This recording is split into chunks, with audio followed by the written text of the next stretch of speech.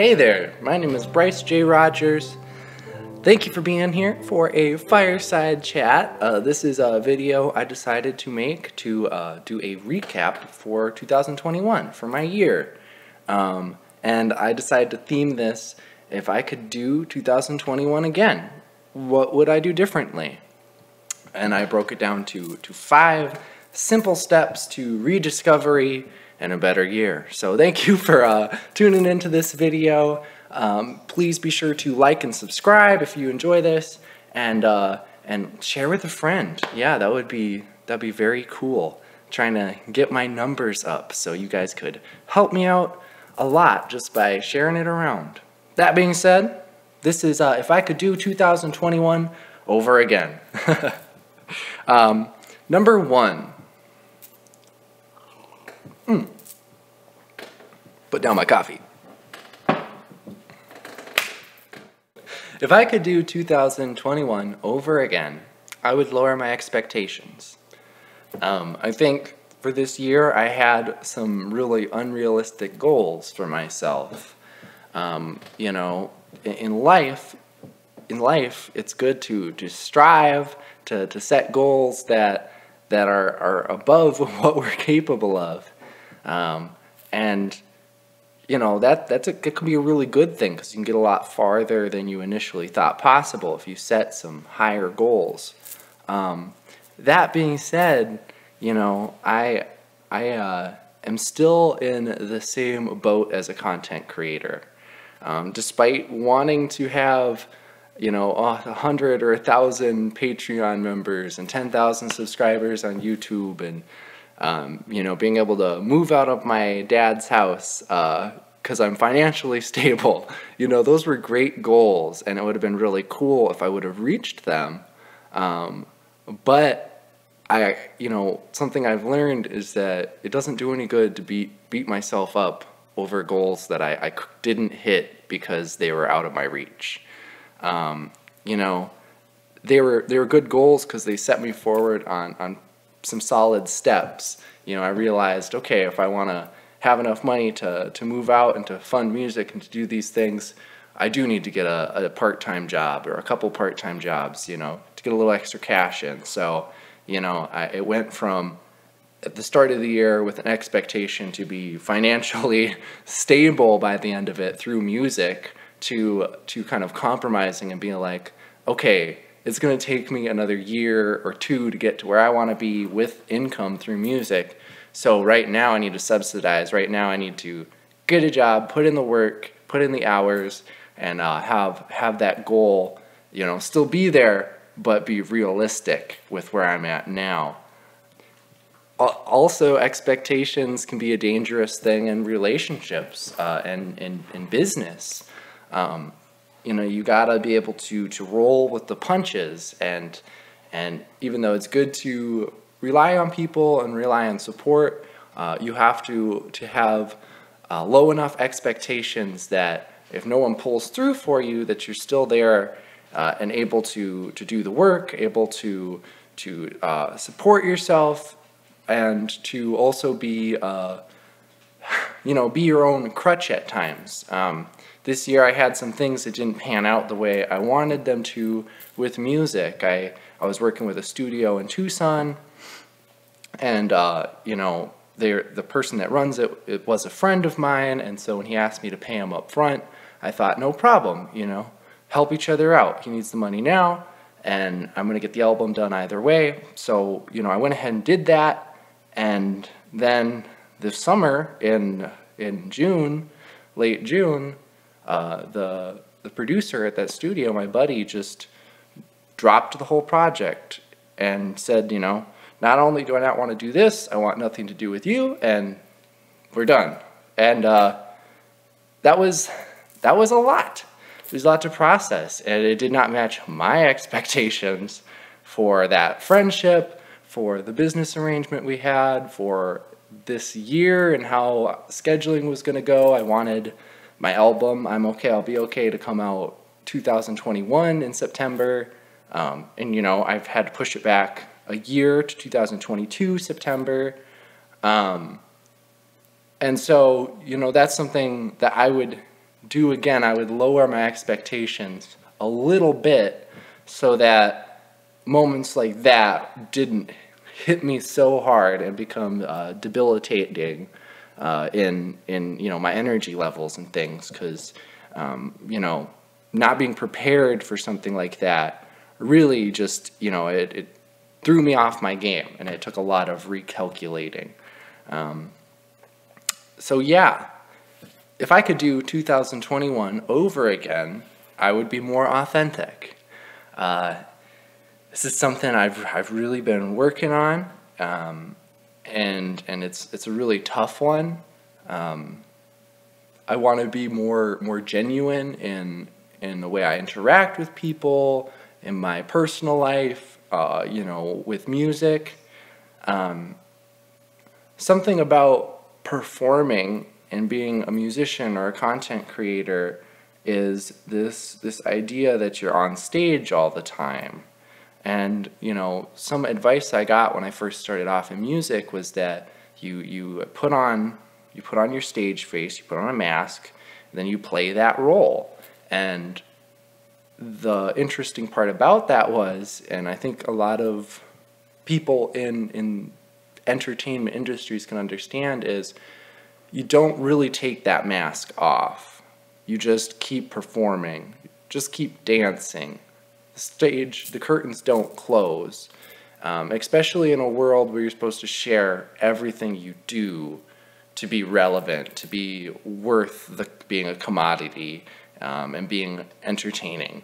And so that's something that over the last couple of years, when I started doing a lot more live performances and doing, gigs, before COVID, doing gigs 3 or 4 nights a week, it can be really draining to be disingenuous with who you are, just to have that charismatic persona, just to have that, easygoing attitude. And I would say overall I'm a pretty easygoing, open-minded person, but doing that to extremes to fit a persona that you're supposed to have on stage was just not healthy for me.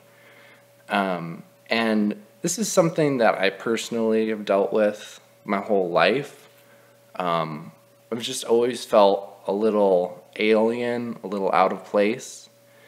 And so this year, I've been going through the process of getting an autism evaluation.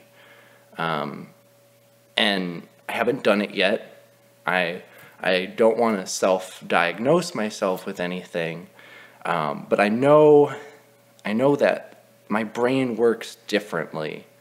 And researching neurodivergency and people that are neurodivergent, I found a lot of things that I really relate to. And so something that I've decided to do so I can, one, understand myself better and how I think, but also so that I can find a healthy level of support to do the things I'm passionate about. I kind of flunked out of college, and it was because it felt too overwhelming, and I just couldn't handle the class load and the social interactions, and I am so bad at math. And that's ironic, getting an autism evaluation, I've heard, if I'm so bad at math. But the point being is I'm very passionate about learning and education. And one of the things I'd really like to do is to go back and learn about economics and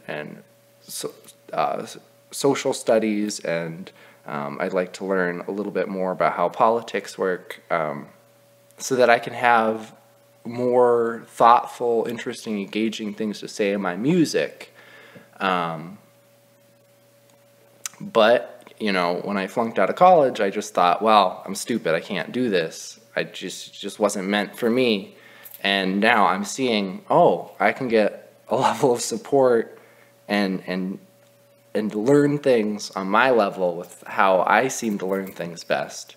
And so, yeah, I would be more authentic. If I could do 2021 again, I would be open to talking about that publicly the whole year instead of here in December in a YouTube video. I would choose to be more genuine about this whole process if I could do it over again. So yeah, if I could do 2021 over again, I'd be more open-minded. Over the last couple years, I have felt a lot of prejudice towards certain groups in the United States, Republicans, conservative Christians, that whole agenda. I felt that way because watching how extreme and how much like fear-mongering and hate goes into perpetuating that ideology of conservative Christianity, when you see that, it feels like there's no room for growth, no room for progress. And it's hard when just last year there was a literal insurrection, and you could see Republicans pulling down American flags and replacing them with Trump flags. And it's like, how is that okay? How can we justify that? So it's been really tempting for me to just retract from conversations, from dialogue with those kind of people, to just put them in this box of, oh, they're crazy, they're a conspiracy theorist, they don't care, they're apathetic. And that's not good. I realize that I don't have the answers. I don't know what to do to fix apathy. I don't know what to do to address systematic oppression and how some people can't understand how that affects people around them. I don't know how to fix classism. I don't know how to fix, the big problems. But what I do know is that I can learn, and I can listen more than I talk. And I think that's especially important for somebody in my shoes as a person of privilege, to sit down, shut the fuck up, and listen. I need to be not only open to calming my pride, calming my ego and my rage, to sit down and let people that are dispositioned, people that are minorities have their chance to speak, but also to listen to the hate mongers, to listen to people that can't understand oppression, and give them a valid moment too, so we can learn and grow together to find a common ground. I think there's definitely reasons to be critical, and I stand true to my convictions. At the end of the day, everybody's just trying to get by. Everybody's trying to find happiness in their own lives. And although I think it's absolutely not acceptable that some people will go about finding happiness in their own lives by oppressing other people, and that is so wrong, they still are not lesser. And that's the whole point of it all. We are created equal, and we all deserve to be respected. We all deserve autonomy to our bodies. We all deserve to be able to make individual choices as long as they're not hurting other people. I felt like we can't have that equality when there's such extreme conservatives in the United States, because sometimes it just seems like they won't allow progress. But the answer is not to round up all the Republicans and put them in cages, even though that's their solution for many things. That's not the answer. It's not an eye for an eye here. It doesn't leave any room for growth. It doesn't leave any room for common ground. And that's what we need to find. If I could do 2021 again, I'd work smarter, not harder. I had some big expectations this year, like I mentioned in the beginning, and I really wanted my album to be this huge 16-song studio production masterpiece with a band and music videos and a bonus track and da-da-da, and that just didn't happen. And I put a lot of unnecessary effort and struggle and even emotional turmoil into trying to set up something that was just, I wasn't ready for it yet. And was it worth it? Yeah, I learned a lot. But if I could do it again, I would work smarter. I would just focus on getting really solid acoustic versions and move forward like that. And that's actually, what I've decided to do with the album since no longer working with that studio in Tucson and losing out on all that money. I've decided to just focus on my home studio and get really solid, foundations for the album and move forward. And it's been going great. And it's been a lot less struggle, and it's been a lot more fun, and I'm going to continue to do that. If I could go back, I would work smarter, not harder. If I could do 2021 over again, I'd accept where I am now. I wouldn't make this video. I would be grateful and present and genuine with my struggles and my hopes and passions and what I want from all of this. And if I could do it all over again, I wouldn't wait till December to make this video. I would have started this at the beginning of the year. And so that being said, I think this is a perfect place to close this video because that's what I'm going to start doing now. I'm not going to live in the past, think about all the things I could do over again, but instead I'm going to use these things to grow, to have a better and more productive, more authentic year this next year, in 2022. If I could do a 2021 over again, I'd accept where I am. And that's what I'm going to do right now. Here's where I'm at, guys. I'm at 175 subscribers on YouTube. I have 2 EPs out. I'm working on a full-length album. I'm working on a book to go with that album.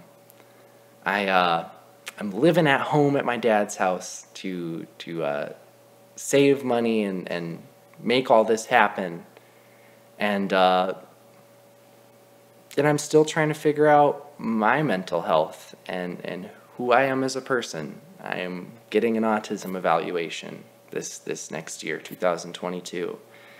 And I don't know what that means exactly, but I know it's going to be real good. I'm very excited to be authentically me, and I'm very excited to do this album, and I'm very excited to make content that is genuine, to not dance all the time, to not have a mask on. And you know what I mean. I'm okay with wearing the face masks. I mean, don't want to play a persona. So yeah, thank you so much for tuning into this video. I really appreciate you taking the time. I hope your year, 2022, is your best yet. I hope that you can be more authentic than ever, that you can find so much to be grateful for, that you can find time to be present, not only with your loved ones and your passions, but also with yourself, so you can connect. I hope that you can be open-minded and have proper expectations and that you work smarter, not harder. And I hope I do too. So here's to 2022. Got my coffee mug. Cheers. Cheers. All right. If you like this video, please be sure to like and subscribe. Share it with a friend.